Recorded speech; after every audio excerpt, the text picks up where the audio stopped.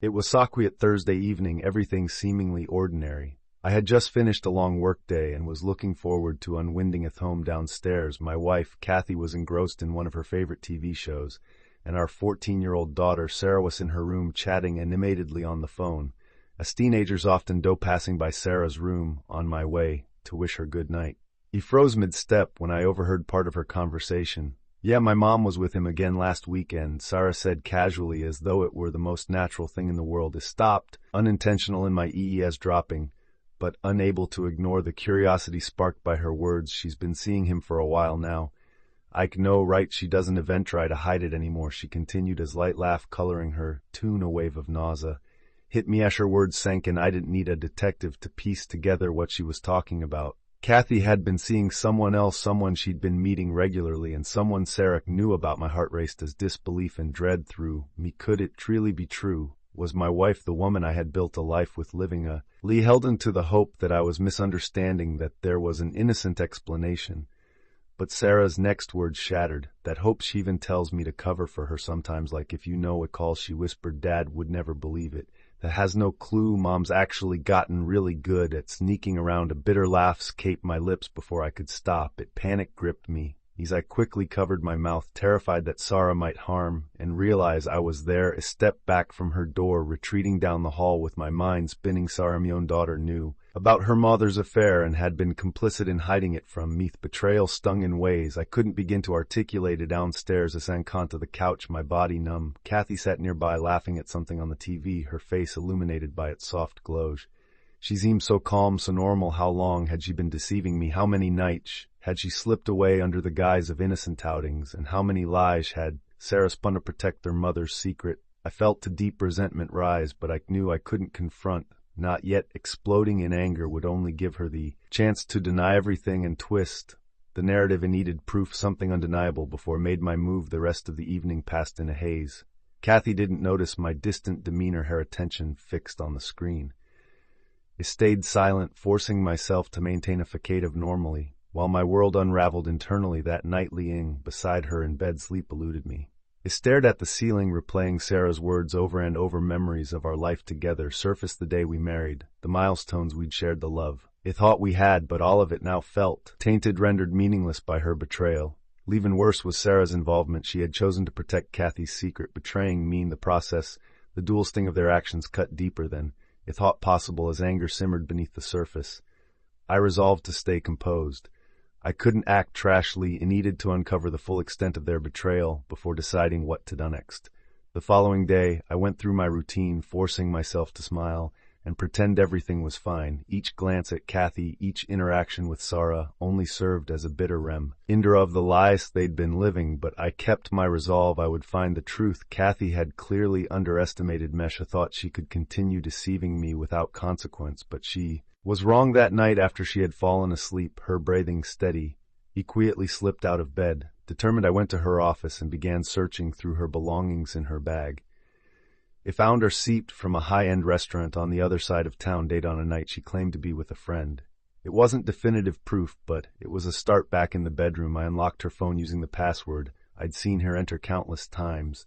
I knew invading her privacy was wrong, but I felt justified and needed answers, no matter how painful they might be. As I scrolled through her messages, my worst fears were confirmed. There were texts from someone saved as the messages were scattered, but unmistakably intimate phrases like "last night was amazing, miss you," and "when can we meet again?" starred back at me. Each one a dagger to me heart. It wasn't just lies, it was an entirely separate world she had created, one where Sarah played a willing accomplice. A mix of fury and heartbreak overwhelmed me. I wanted to shake her awake, to demand explanation, to unleash all the anger I felt, but I didn't.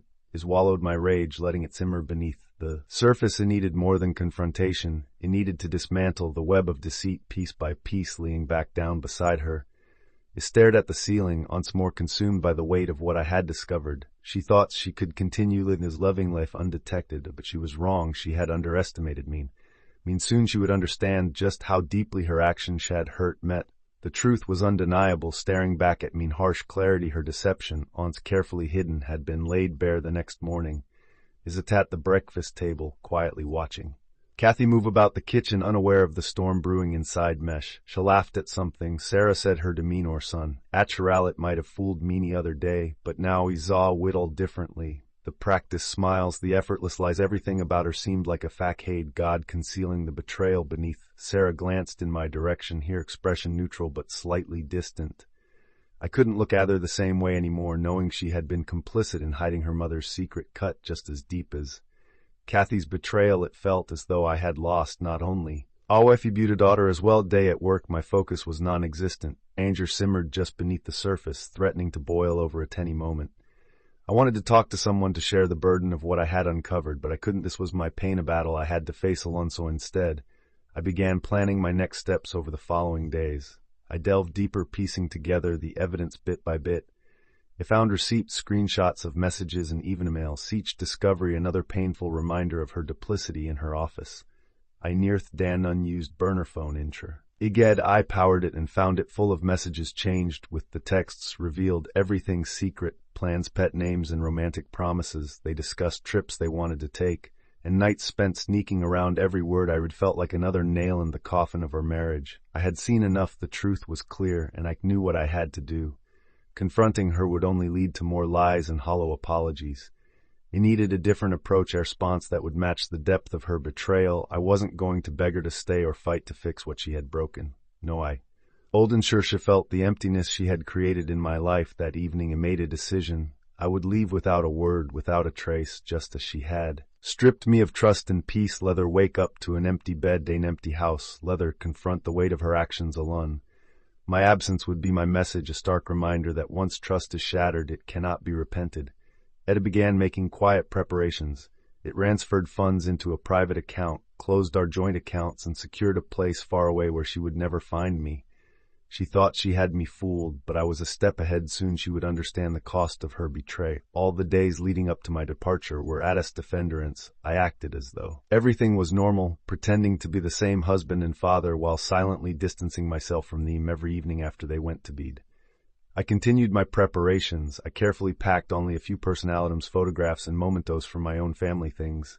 Kathy wouldn't miss, but that held deep meaning for me. I wanted her to wake up to the void she had created, to realize what she had thrown away. As my plans solidified, a strange calm settled over her. This wasn't just an escape. It was my way of reclaiming control. She had blindsided me, but now I held the pole. They would soon understand what it felt like to be left in the dark on my final night. It took one last walk through the house. Each room was a reminder of the life we had built. Or so I had believed. Kathy's laughter echoed in my mind, and Sarah's childhood drawings still hung on the walls. The memories were bittersweet, but I knew leaving was necessary. I had loved them both deeply, but that love had been replaced by hollow emptiness at dawn. I took my bag and left. The morning air was crisp, the world still asleep. As I climbed into my car, I looked back at the house one last time. Estra G-sense of finality washing over me. This chapter of my life was closed as I drove away. It felt as though I wasn't just leaving behind a home, but also the lease, the betrayal, and the lie. I had thought I knew. The first few days in my new town felt surreal. I had chosen a small place on the coast, fair enough, a way to ensure no one could find me. I rented a modest apartment overlooking the ocean and began rebuilding my life. Living alone was strange, but the solitude brought a peace I hadn't felt in years here. I was no longer a husband or a father. I was simply a man free to start. Anew, occasionally my thoughts wandered back to Kathy and Sarah. Imagined them waking up to find me gone, the realization of their actions sinking in. I pictured their confusion, the shock, and the slow understanding of what my disappearance meant. They had taken my trust for granted, and now they would face the consequences. I kept my phone off, cutting all ties with my past. It was a clean break, the beginning of a new chapter. The life I had left behind began to be replaced by the quiet satisfaction of reclaiming my freedom. 3 years passed, and in that time I built a life completely separate from the one I had left. The scars of betrayal had softened with time. I spent my days exploring my coastal town, meeting new people, and embracing the freedom of anonymity. One afternoon, while enjoying a quiet moment in a local cafe, a familiar voice interrupted my thoughts. I looked up to see Dan, an old friend, staring at me in shock. Is it really you? Hesked, his eyes wide. Yes.